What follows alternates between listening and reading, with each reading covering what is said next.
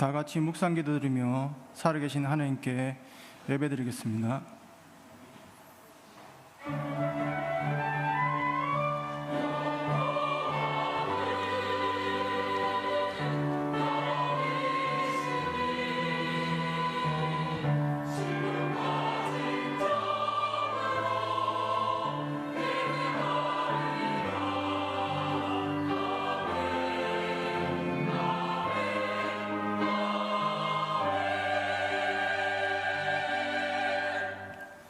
또 나로 왕과 그의 보좌관들 앞과 왕의 근세에 있는 모든 방백 앞에서 은혜를 얻게 하셨도다.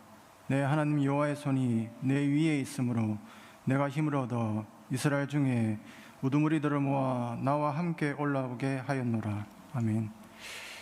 거룩하고 영원하신 하나님 아버지, 주님 앞에 나와 영과 진리를 들은 이 예배에 영광 가운데 왕으로 임재하셔서 우리의 예배를 받아 주옵소서. 감사합니다. 예수님 이름으로 기도합니다. 할렐루야. 우리는 하나님의 말씀으로 살아가는 자들임을 믿습니다. 우리가 말씀을 들으러 나오는 이 주일, 우리가 하나님의 말씀을 들으러 산에 오르는 그런 마음으로 박수 치시면서 오라 우리가 함께 찬양하시겠습니다.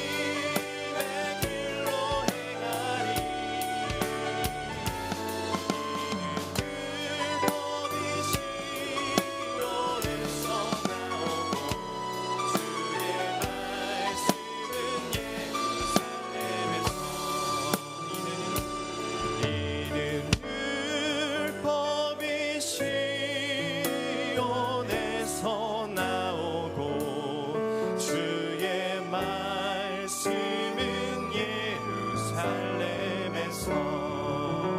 아멘. 할렐루야. 하나님은 우리에게 오늘도 말씀으로 찾아와 주십니다. 그래서 말씀은 우리의 생명이 됩니다. 오늘 우리에게 주실 생명의 말씀을 사모하는 마음으로 그 말씀을 우리가 또 귀하고 즐겁게 여김으로 달고 오묘한 그 말씀 함께 찬양하시겠습니다.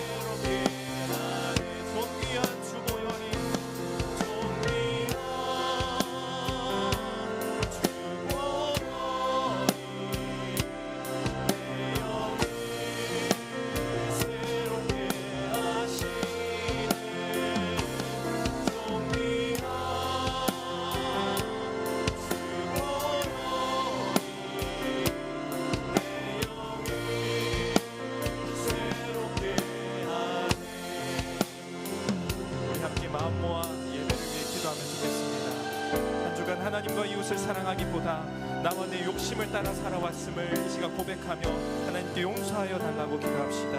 또한 우리에게 주실 말씀, 하나님께서 우리에게 말씀으로 찾아오셔서 다시 우리가 성도로 살아갈 수 있게 해달라고 들은 말씀을 위해 함께 기도하겠습니다. 하나님 아버지 감사합니다.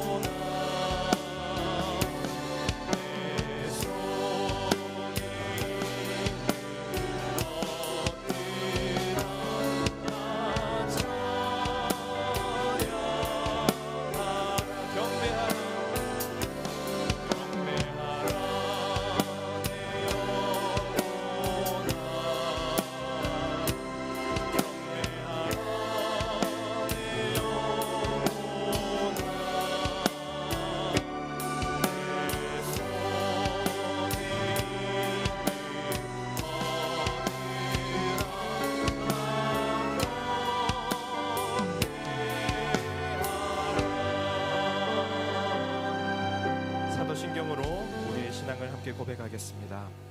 나는 전능하신 아버지 하나님 천지의 창조주를 믿습니다. 나는 그의 유일하신 아들 우리 주 예수 그리스도를 믿습니다. 그는 성령으로 잉태되어 동정녀 마리아에게서 나시고 본디오 빌라도에게 고난을 받아 십자가에 못 박혀 죽으시고 장사된 지 사흘 만에 죽은 자 가운데서 다시 살아나셨으며 하늘에 오르시어 전능하신 아버지 하나님 우편에 앉아 계시다가 거기로부터 살아있는 자와 죽은 자를 심판하러 오십니다. 나는 성령을 믿으며 거룩한 공교회와 성도의 교제와 죄를 용서받는 것과 몸의 부활과 영생을 믿습니다. 아멘. 우리를 대표해서 백은희 장로님 기도해 주시겠습니다. 하나님 아버지, 지난 한 주간도 광야를 걸어가던 이스라엘 백성들과 함께 하셨듯이 세상 가운데 우리의 삶을 지키시고 순간순간마다 은혜로 인도해 주셨으며 하나님과 함께하는 축복을 허락하셨음을 참으로 감사합니다. 그럼에도 우리의 나약함으로 인해 감사보다는 원망과 불평의 순간이 있었음을 고백합니다.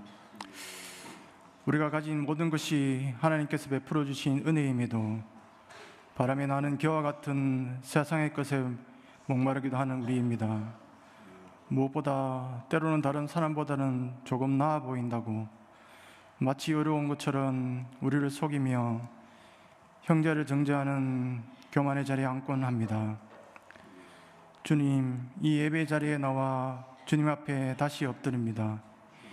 이런 우리의 어리석음을 불쌍히 여기시고 하나님이 크신 은혜로 정결케 하여 주시며 겸손하게 해 주셔서 우리의 모든 삶을 통해 오직 하나님께서 하나님 되심을 인정하도록 우리를 이끌어 주옵소서.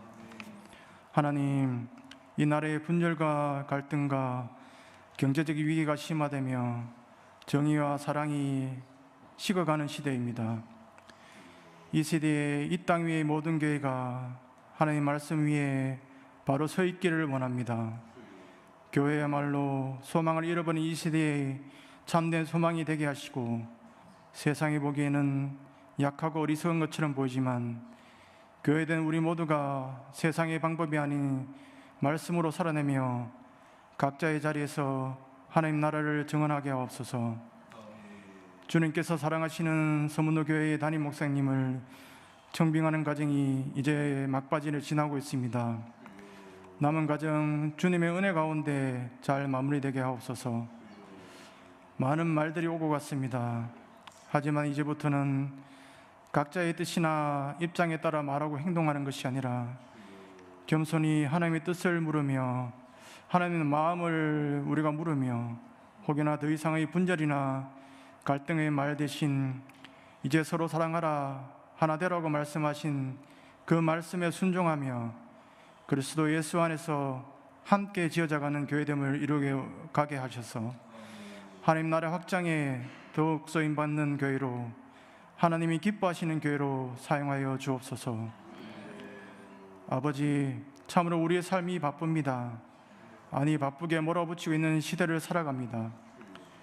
바쁘다는 핑계로 우리 안에 주님을 향한 사랑, 생명에 대한 사랑이 식어지지는 않은지 돌아보게 하옵소서.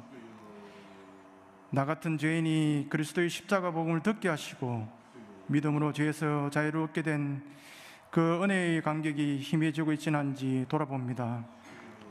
기도의 자리에 앉는 시간, 말씀을 보며 듣는 시간을 통해 하나님을 만나는 귀한 시간이 줄어들고는 있지 않은지요. 주님을 간절히 원함으로 그 시간들을 회복하게 하시며 우리 안에 사랑이 다시 넘쳐 흐르게 하시고 사랑받을 자격 없는 우리를 끝까지 사랑하신 것처럼 우리도 이웃을 그런 사랑으로 품게 하셔서 예수님을 전하는 우리 모두가 되게 하옵소서. 3월부터 있을 서문 아카데미 본경원의에 준비하는 손길을 기억하여 주시며 복음을 전할 수 있는 귀한 통로가 되게 하옵소서. 특별히 내일부터 설명절이 시작됩니다. 오랜만에 만나는 가족들과 친지들에게 우리가 먼저 낮아지고 그들을 배려함으로 예수님의 사랑을 전할 수 있게 하옵소서. 다음 세대를 위해 기도합니다. 한 가정을 마치며 또 졸업을 하게 되며 곧 3월이 되면 상급 학교로 진학하거나 새 학년이 됩니다. 새로운 친구와 선생님들을 만나게 되는데 믿음의 자녀답게 학교와 관계 속에서 선한 영향력을 나타내게 하옵소서. 학업, 취업, 결혼 둘러싼 세상의 많은 것들이 우리 청년 세대를 걱정하게 하며 혼란스럽게 합니다. 내니 두려워하지 말라 그 말씀을 붙잡고 하나님이 모든 것의 통치자이심을 신뢰하며 각자의 상황들을 아시며 하늘의 새도 들에 핀 백합화도 귀하게 여기시는 하나님, 참된 생명과 우리에게 필요한 모든 것을 주시는 하나님을 신뢰하는 믿음을 허락하여 주셔서 각자의 부르신 자리에서 용기 잃지 않고 담대히 세상 속에서 살아가게 하옵소서.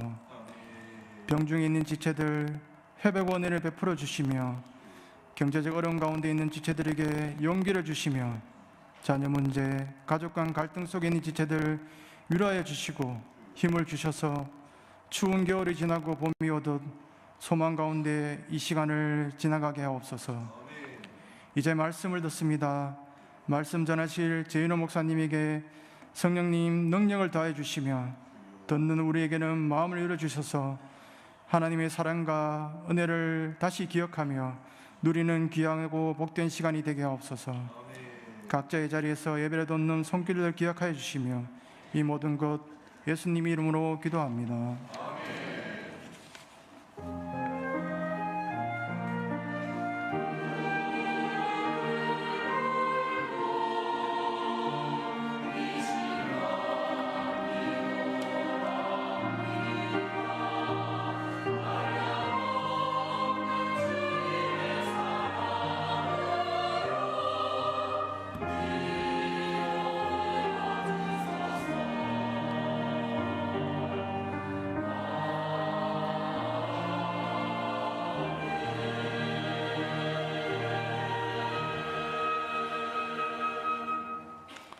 성경 봉독하겠습니다. 오늘 우리에게 주신 하나님의 말씀은 누가복음 15장 20절에서 24절 말씀입니다. 신약 121쪽에 있습니다. 찾으셨는 줄 알고 제가 봉독해 드리도록 하겠습니다. 이에 일어나서 아버지께로 돌아가니라. 아직도 거리가 먼데 아버지가 그를 보고 측은히 여겨 달려가 목을 안고 입을 맞추니 아들이 이르되 아버지, 내가 하늘과 아버지께 죄를 지었사오니 지금부터는 아버지의 아들이라 일컬음을 감당하지 못하겠나이다 하나, 아버지는 종들에게 이르되 제일 좋은 옷을 내어다가 입히고 손에 가락지를 끼우고 발에 신을 신기라. 그리고 살찐 송아지를 끌어다가 잡으라. 우리가 먹고 즐기자. 이 내 아들은 죽었다가 다시 살아났으며 내가 잃었다가 다시 얻었노라 하니 그들이 즐거워하더라. 아멘. 할렐루야 찬양대.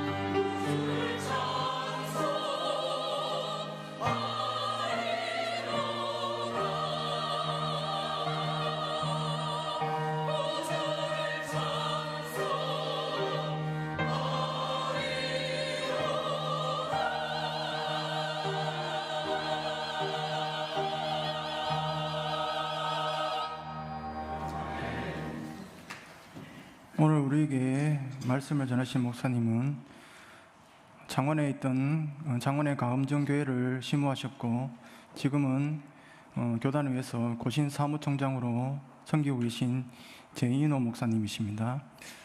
탕자 덮는 아버지의 집이라는 제목으로 설교하실 때 하나님 큰 은혜를 받기를 소망합니다.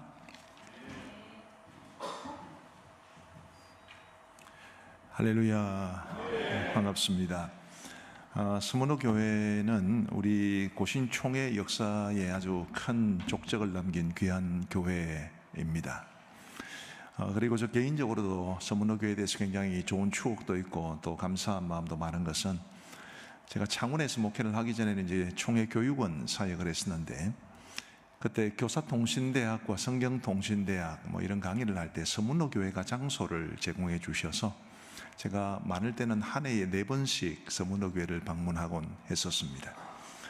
그때 기억도 나고 해서 아주 큰 기쁨으로 달려왔습니다. 이제 내일부터 설 명절이 시작이 되는데 오늘 본문 이야기는 집을 나갔던 아들이 다시 집으로 돌아오는 이야기이기 때문에 이 말씀을 이제 통해서 우리 하나님께서 세우신 우리의 가정과 교회가 어떤 모습이 되어야 하는지, 또 우리 하나님 아버지는 어떤 분이신지, 그 하나님을 믿는 저와 여러분들은 우리의 가정과 교회라는 공동체 속에서 어떻게 살아가야 하는지 오늘 이 말씀을 통해서 함께 나누어 보고자 합니다. 우리 예수님께서 어느 날 이 탕자의 비유를 들려주셨는데, 이 탕자가 이제 아버지에게 어느 날 이런 요구를 하지요. 아버지여, 재산 중에서 내게 돌아올 분깃을 내게 주소서. 내게 돌아올 분깃이라는 말은 아버지께서 죽은 이후에 자신이 물려받을 유산을 가리킵니다. 그래서 지금이야 유산 상속을 좀 일찍 하는 그런 경우도 있기는 하겠습니다만은, 그 당시 문화권에서는 이 말은 아들은 해서는 안 되는 말입니다. 왜냐하면 그 말은 나는 아버지가 빨리 죽었으면 좋겠습니다, 그런 뜻이기 때문입니다. 아주 불효자식, 아주 패역한 말입니다. 그런데 놀랍게도 아버지는 그 아들이 요구하는 대로 들어줍니다. 그 아들이 아버지로부터 이제 재산을 물려받고 그 재산을 처분을 해서 먼 나라로 가게 되는데, 그 당시 유대 사회에서 아버지가 자식에게 물려주는 유산은 물론 돈이나 폐물 같은 것도 있었겠지만 주로 부동산과 가축입니다. 부동산을 들고 먼 나라로 갈 수도 없고 가축을 데리고 먼 나라로 갈 수도 없기 때문에 이 아들이 그 부동산과 가축을 처분을 해서 돈이나 폐물로 장만을 해야 되는 그런 상황이었습니다. 우리 예수님 당시의 유대 사회는 예루살렘을 제외하고는 대부분 마을이 다 작은 마을이었습니다. 예루살렘조차도 어떤 학자에 의하면 예수님 당시 인구가 한 2만 5천 명 정도, 또 어떤 사람은 1만 5천 명 정도 잡으니까 큰 마을이 아닌데, 베들레헴 같은 곳은 1,000명 안쪽 저쪽에 그런 작은 마을이었기 때문에 이 아들이 어느 날 아버지에게 물려받은 그 부동산을 처분한다, 가축을 처분한다, 그러니 그 소문이 그 지역 사회에 파다하게 퍼져 나갔을 겁니다. 유대 사회는 우리나라 조선시대처럼 체면을 굉장히 중시하는 문화입니다. 그래서 이 아들이 나는 아버지가 빨리 죽었으면 좋겠습니다, 그런 의미가 담겨 있는 재산을 달라고 부탁한 것이나, 그리고 아버지가 그 요구에 응해서 물려준 재산을 처분하는 과정에서 아버지의 체면은 그야말로 바닥에 떨어졌습니다. 그리고 그 아들이 이제 그 처분한 재산을 가지고 먼 나라로 가서 허랑방탕하게 지내면서 그 모든 재산을 다 허비했습니다. 원래 그 재산이 누구 거죠? 30절에 보면 큰아들이 동생에 대해서 이렇게 말했다고 되어 있습니다. 한번 화면을 보여주시면요, 30절에 보시면 아버지의 살림을 창녀들과 함께 삼켜버린 이 아들이 돌아오매, 아버지의 살림이라고 그랬습니다. 아버지가 아직 살아계셨기 때문에 비록 둘째 아들이 원하는 대로 주기는 했으나 그것은 아버지의 살림이 분명합니다. 이 아버지에게 다른 아들이 없었다, 그래서 2명밖에 없었다 그러면 큰아들에게 유산의 3분의 1을 주고 아들에게 3분의 1을 줘야 됐기 때문에 이 아버지는 그 아들로 인해서 재산의 3분의 1을 날린 셈이 됩니다. 아버지의 입장에서 보면 자기 체면을 바닥에 떨어뜨리고 짓밟고, 그리고 재산의 3분의 1을 날린 아들, 여러분 그 아들이 돌아왔을 때 여러분이 아버지시고 어머니시면 받아주시겠습니까? 이게 쉬운 문제가 아니지요. 탕자의 비유를 이렇게도 볼 수 있고 저렇게도 볼 수 있고, 이렇게도 해석할 수 있고 저렇게도 해석할 수 있습니다만은, 저는 오늘 이 탕자의 비유를 탕자가 돌아왔을 때 그를 어떻게 대해 주었는가라는 관점에서 살펴보고자 합니다. 2가지 극단적인 대조가 나오죠. 하나는 그 아들을 받아준 아버지입니다. 아버지는 탕자가 돌아왔을 때 다 용서해주고 받아주었습니다. 우리 20절 말씀을 같이 한번 읽어보시면 좋겠습니다. 20절 말씀 시작. 이에 일어나서 아버지께로 돌아가니라. 아직도 거리가 먼데 아버지가 그를 보고 측은히 여겨 달려가 목을 안고 입을 맞추니, 아버지는 자신의 가슴에 못을 박고 그리고 가진 재산 다 잃고 돌아온 그 아들을 받아주었습니다. 측은히 여겼다고 했습니다. 불쌍히 여겼다는 뜻이죠. 그리고 그 아들에게 달려가 목을 안고 입을 맞추었습니다. 수용하고 받아주고 용서해 준 것을 뜻합니다. 저는 이 20절을 볼 때마다 아직도 거리가 먼데 라는 이 표현이 굉장히 가슴에 깊이 새겨집니다. 아직도 거리가 먼데. 근데 아버지가 그 아들을 알아보았습니다. 여러분, 시간이 좀 지나지 않았겠습니까? 이 아버지가 상당히 부자였던 것 같은데 그 아버지의 재산 3분의 1도 꽤 많았을 겁니다. 근데 그 많은 재산을, 비록 허랑방탕하게 지내면서 지 마음대로 쓰기는 썼겠으나 그래도 최소한 몇 달, 길게는 1년 이상을 봐야 되지 않겠습니까? 집을 떠날 때 복장은 어떻겠습니까? 요즘으로 말하면 오렌지족 같지 않았겠어요? 집으로 돌아올 때는요, 상거지도 그런 거지가 없을 만큼 아주 초라한 행색이었을 겁니다. 그런데 그 아버지가 그렇게 변해버린, 그 얼마간의 세월이 지나는 동안 많이 변해버린 그 아들이 아직도 거리가 멀 때 알아보았다라는 것은, 이 아들이 집을 나갔을 때부터 아버지는 아들이 돌아오기만을 기다리고 있었다는 것을 말해 줍니다. 아들이 떠난 그 다음 날부터 옥상에 올라가서 아들이 떠났던 그 길을 물끄러미 바라보면서 행여라도 오늘이라도 돌아올까, 내일이라도 돌아올까, 그런 마음으로 아버지는 아들을 기다렸을 겁니다. 그리고 어느 날 저 멀리서 초라한 모습을 한 어떤 사람이 터덜터덜 걸어오는 것을 보고 아버지는 직감적으로 내 아들이다, 그렇게 생각하고 달려갔습니다. 유대 문화가 체면을 중시하는 문화라고 했는데, 여러분 옛날에 우리나라 조선시대 양반들은 뛰었겠습니까? 안 뛰었겠습니까? 안 뜁니다. 유대인들도 안 뜁니다. 유대인들은 발바닥이 다른 사람들에게 노출되는 것을 굉장히 싫어했습니다. 그런데 여러분, 달리면 발바닥이 보일 수밖에 없잖아요. 그만큼 이것이 그 당시 문화에 어울리지 않는 이야기였습니다마는, 이 아버지는 그런 체면이고 뭐고 아무 소용이 없었습니다. 제가 좀 점잖은 표현으로 말해서 그런데, 좀 상스러운 표현으로 하면 체면이고 나발이고 없이 그 아들이 돌아왔다는 그 기쁨 때문에 그 아들에게로 돌아가서 얼마 전까지 돼지를 치느라고 온 몸에서 악취가 나는 그 아들을 끌어 안았습니다. 그동안 어디 가서 뭐 했느냐고, 돈은 다 어쨌느냐고 물어보지도 않았고, 내 이럴 줄 알았다 라며 비아냥거리지도 않았습니다. 아버지는 그저 아들의 목을 안고 입을 맞추면서 기쁨의 눈물을 흘릴 뿐이었습니다. 아들은 아버지에게 이렇게 말합니다. 21절 말씀에 보시면, 아버지, 내가 하늘과 아버지께 죄를 지었사오니 지금부터는 아버지의 아들이라 일컬음을 감당하지 못하겠나이다. 자기도 무슨 낯짝으로 아들 행세를 하겠습니까?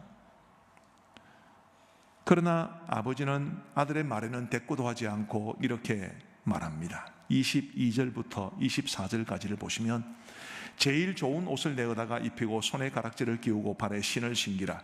그리고 살진 송아지를 끌어다가 잡으라. 우리가 먹고 즐기자. 이 내 아들은 죽었다가 다시 살아났으며 내가 잃었다가 다시 얻었노라니 그들이 즐거워하더라.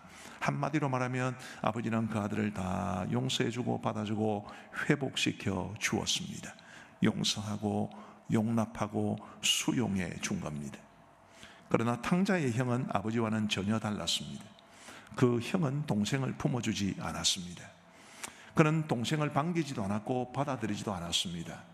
그 형의 마음이 어떠한지를 잘 보여주는 표현이 있는데, 27절 말씀에 보시면 이 맏아들이 이제 일을 하고 집으로 돌아왔을 때 집에서 막 음악 소리가 나고 하는 것을 보고 종을 불러서 이렇게 묻습니다. 무슨 일이냐? 그때 종이 한 말입니다. 대답하되, 누가 돌아왔다고요?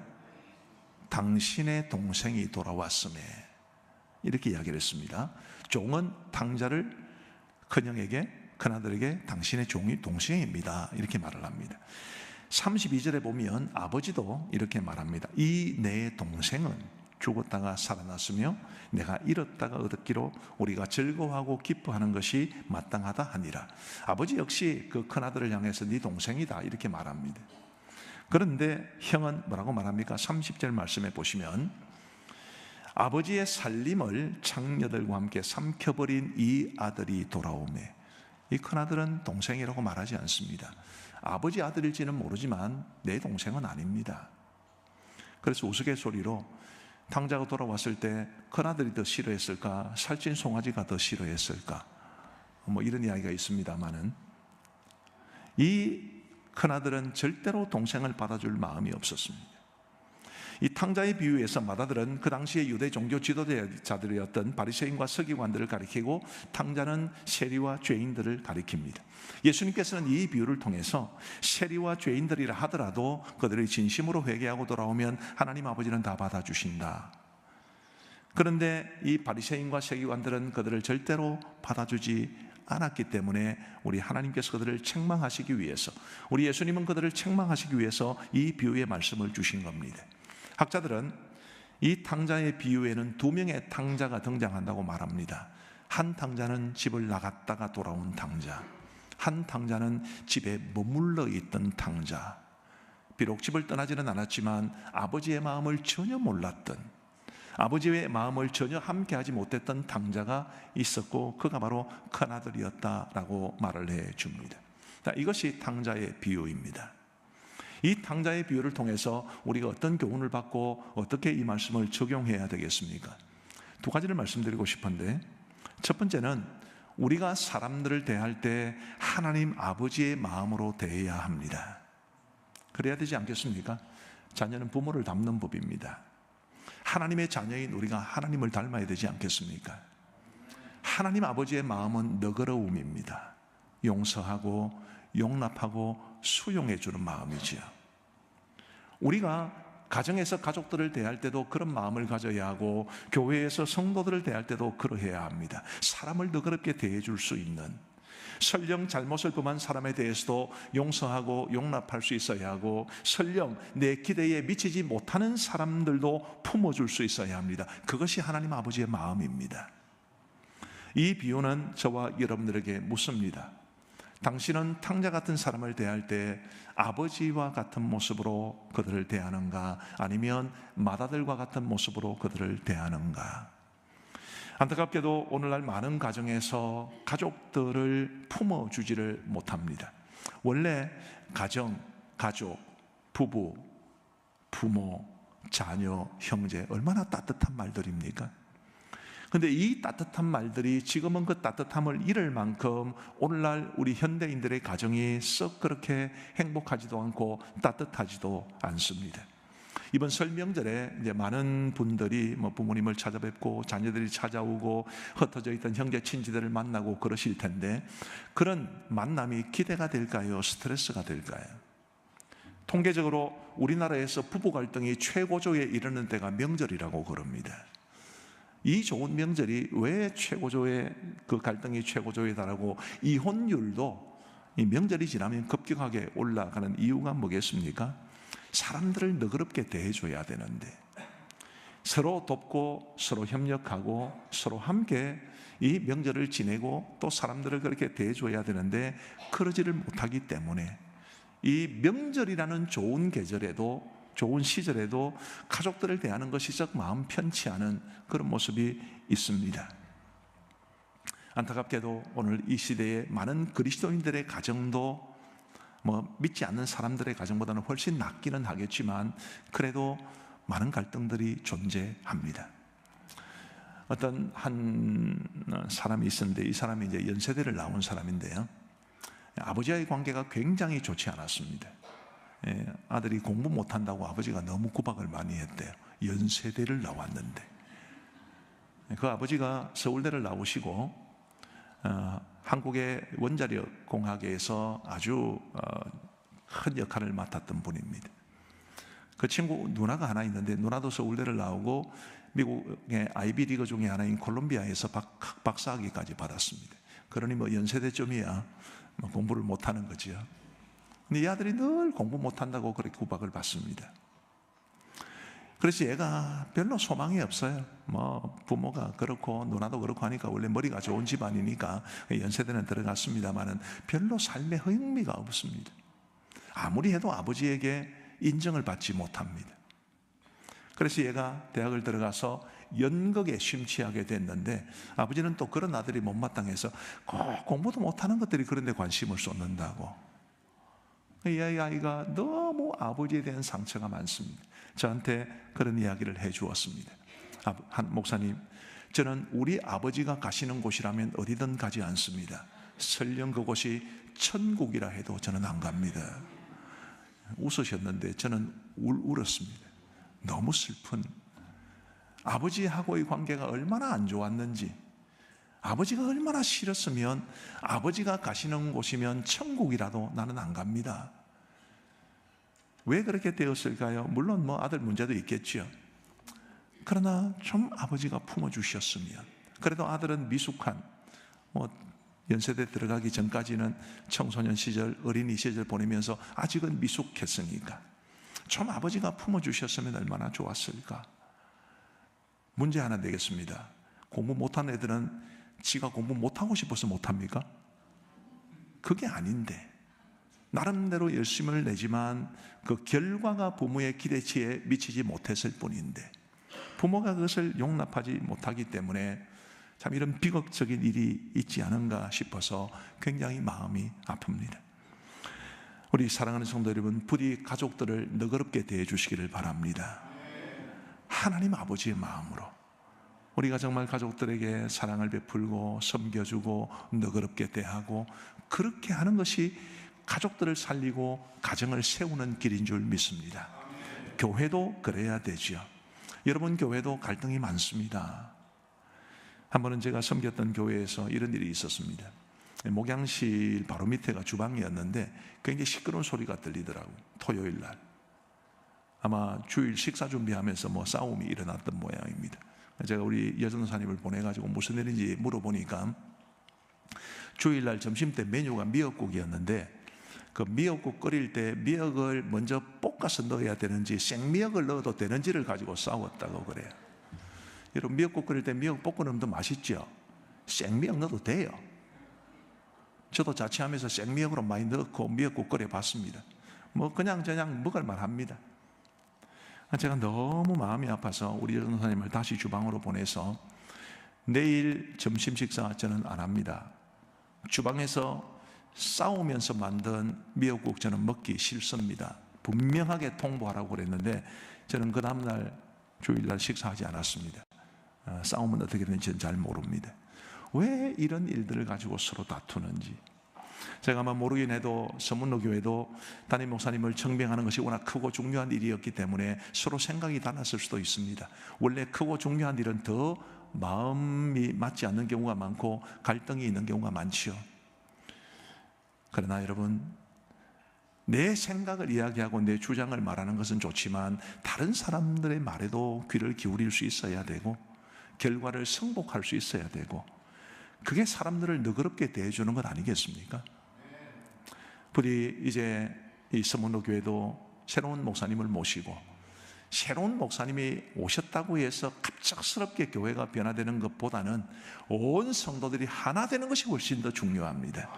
서로의 생각을 인정하고 함께 같은 방향을 향해서 나아갈 수 있는 그런 과정 속에서 좀 생각이 다르더라도 좀 내 기대에 미치지 못하더라도 하나님 아버지의 마음을 가지고 우리 모두 사람을 너그럽게 대해 주심으로 이 서문로 교회가 주님 기뻐하시는 아름다운 교회로 든든히 세워지기를 주의 이름으로 축복합니다. 두 번째로 오늘 이 탕자의 비유를 통해서 우리가 생각해 볼 것은 하나님 아버지의 용서의 은혜에 감사한 마음을 잃지 마셔야 합니다. 왜 그리스도인들의 가정에서나 교회에서나 서로 용납하지 못하는 것이겠습니까? 여러 가지 이유가 있겠지만 제가 생각할 때는 하나님께서 내게 베푸신 용서의 은혜를 우리가 잊고 살 때가 많기 때문일 겁니다.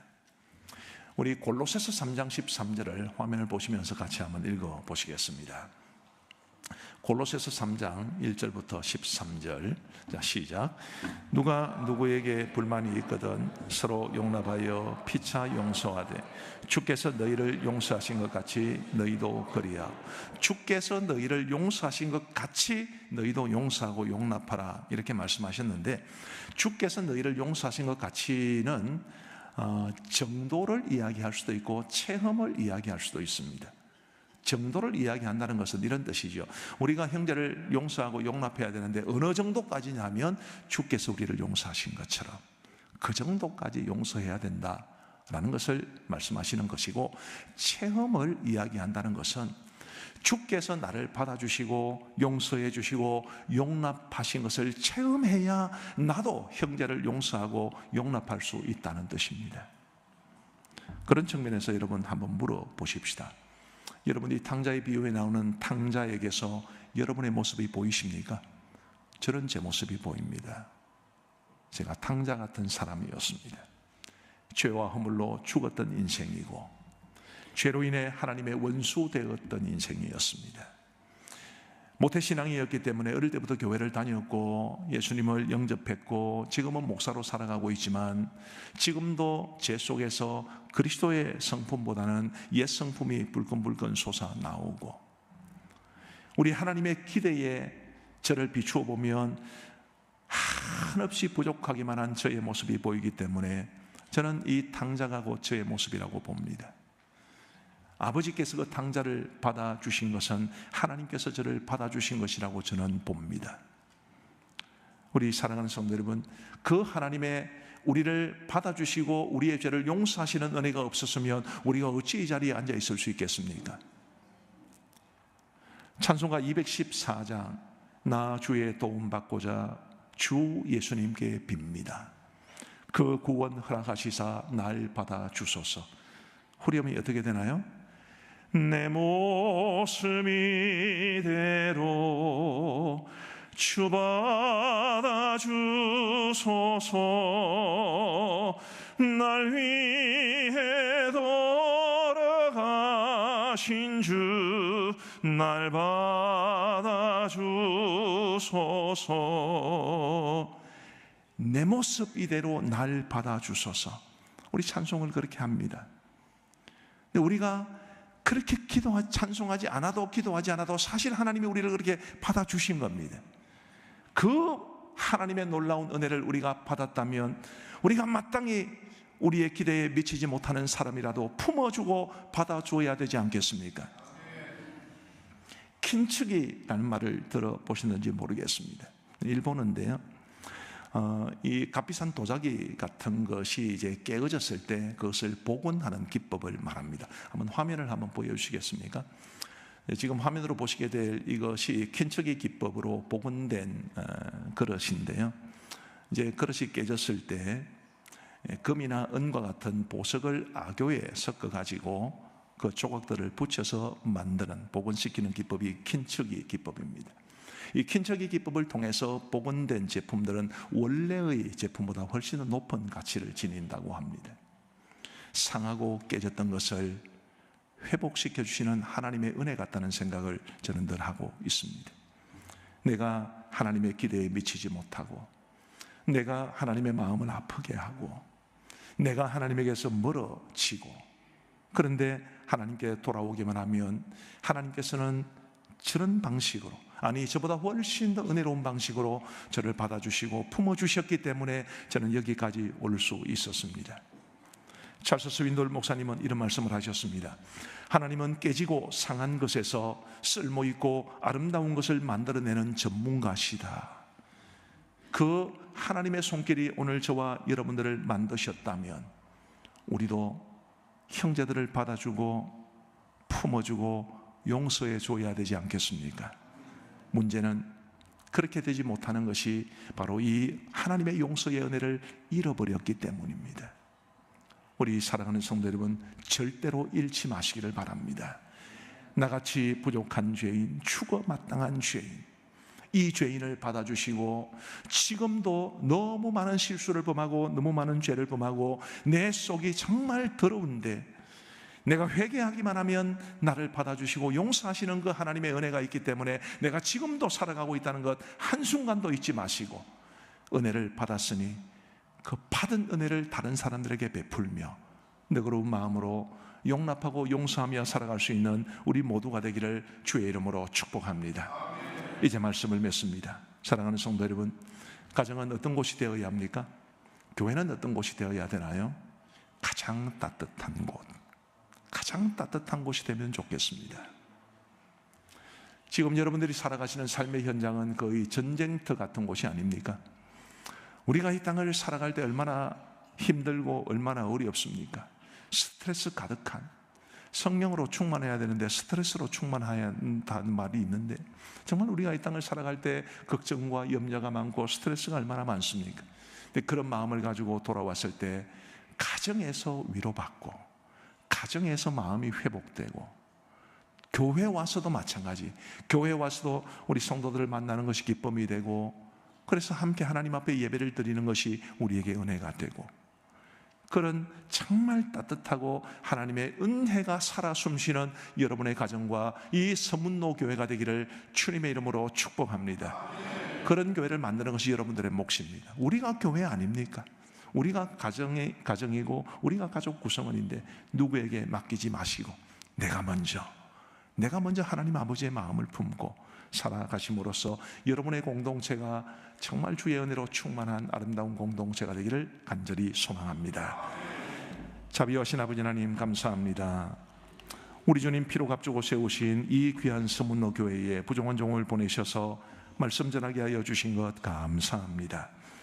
하나님 아버지, 오늘 본문에 나오는 탕자 못지않게 하나님 아버지의 마음을 아프게 하고 하나님에게서 멀어졌던 저희가 우리 주님께서 우리를 받아주시고 용서하시고 용납해 주셨기 때문에 오늘 여기까지 오게 된 줄로 믿습니다.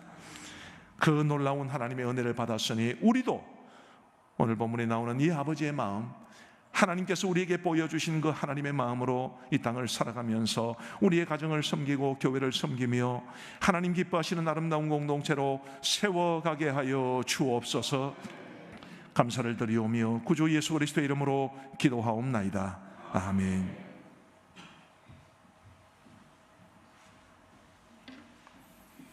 다 같이 찬송가 305장 하면서 봉헌하도록 하겠습니다.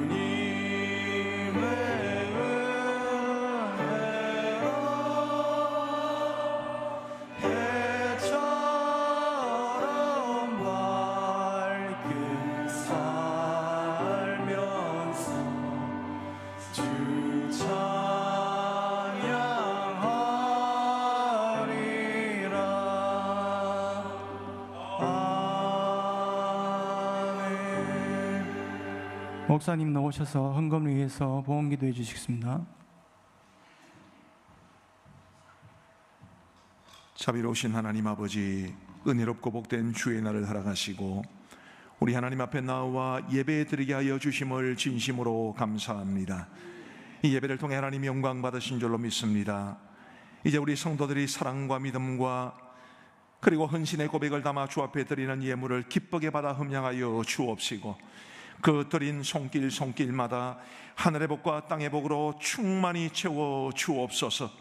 하나님, 시대적으로 어려운 시대를 살아가고 있습니다.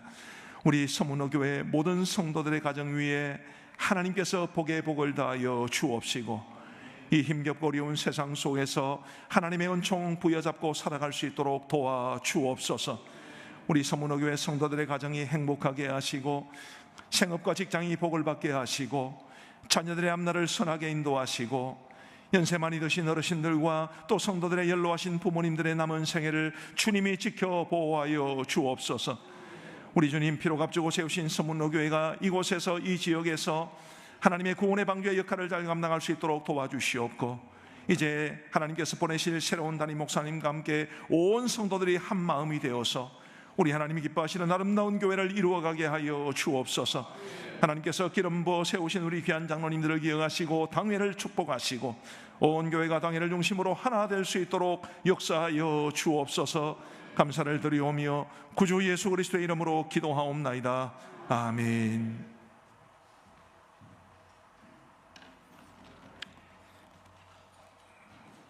광고하겠습니다. 교회 소식은 주보로 참고해 주시기 바랍니다. 오늘은 제인우 목사님께서 설교해 주셨고, 다음 주일은 기동연 목사님께서 설교해 주시겠습니다. 삼남전도의 새벽 독송이 21일 토요일에 있습니다. 서문로 미래인재 장학생 선발이 있습니다. 해당되는 학생들 참고해 주시기 바랍니다. 서문로 아카데미 봄학기 스텝 모집이 있습니다. 자세한 문의는 김지영 집사님께 해주시기 바랍니다. 현인예술단 공연 참석 금지 꼭 확인해 주시기 바랍니다. 대구 국제 마라톤 교통 통제가 있습니다. 다음 주일날 우리 교회를 중심으로 이렇게 주요 도로에서 통제가 있으니 오시는 길 지장 없도록 미리 확인해 주시기 바랍니다. 식단 봉사 참고해 주시고요. 교계 소식이 있습니다. 대구 동분의 임시노회가 19일 목요일 오후 2시에 우리 교회 2층 예배당에 있습니다. 안건은 서문로교회 이휘인 목사 청빙 안건입니다. 많이 기도해 주시기 바랍니다. 서문로 아카데미 특별 광고가 있겠습니다.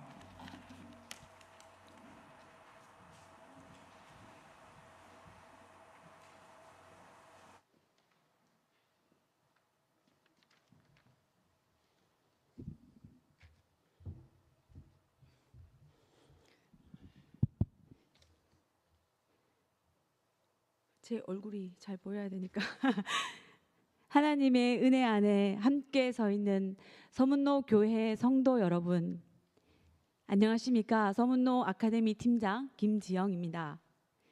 우리 교회는 그동안 예배와 선교, 구제와 각 부서의 섬김을 통해 복음을 전해왔습니다. 앞서 수많은 교육자분들과 당회 장로님들, 섬기시는 권사님들, 무엇보다 보이지 않는 자리에서 헌신해 오신 모든 성도님들의 수고 위에 오늘날까지 서문로 교회의 역사가 이어져 왔다고 믿습니다. 이제 앞으로 써내려갈 미래를 생각해 보며 저는 우리 손에 놓인 작은 씨앗 하나를 떠올려 봅니다.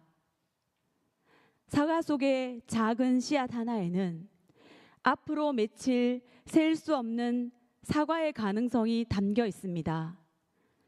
겨자씨 한 알처럼 보잘것없어 보이는 작고 가벼운 씨앗이지만 하나님께서 자라게 하실 때 그 안에 담긴 수많은 열매를 우리 모두 기대할 수 있습니다.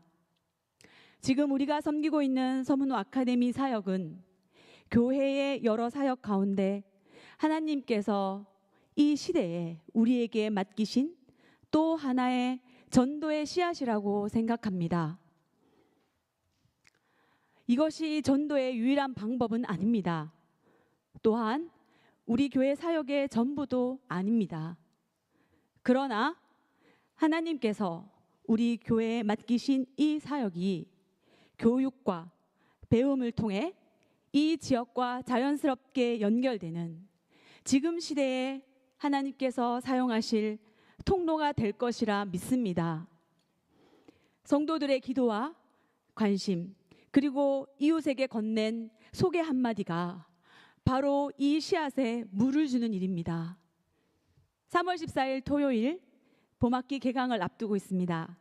주변의 이웃과 가정에 많이 알려주시고 기도로 함께 해주시기를 간절히 부탁드립니다. 우리 교회의 모든 사역이 각자의 자리에서 복음의 열매를 맺도록 성도 여러분께서 함께 동역해 주시기를 소망합니다.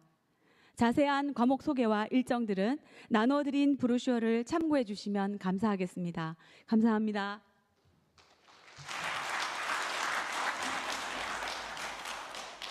다 같이 자리에서 일어나셔서 표 제창하도록 하겠습니다. 여호와의 손을 내 위에 두옵소서. 하나님을 신뢰하자, 은혜를 삼하자, 함께 동역하자. 찬송가 3장 한 후에 목사님 나오셔서 축도해 주시겠습니다.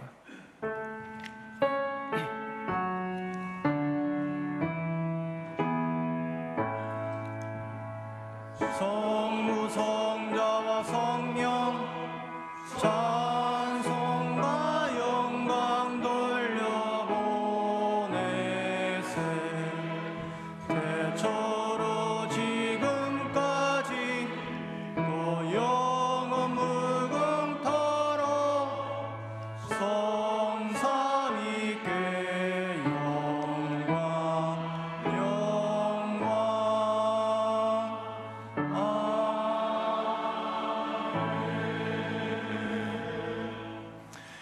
우리의 생명과 소망이 되시며 교회의 머리가 되시는 주 예수 그리스도의 크고 놀라우신 은혜와 하나님 우리 아버지의 그 다함이 없는 사랑과 성령 하나님의 위로 교통 충만하시며 인도 보호하심이 함께 예배드린 우리 모든 성도들 머리 위에와 이 서문호 교회 위에 또 서문호 교회에 속한 모든 성도들의 가정 위에 이제로부터 영원토록 함께 있을지어다. 아멘.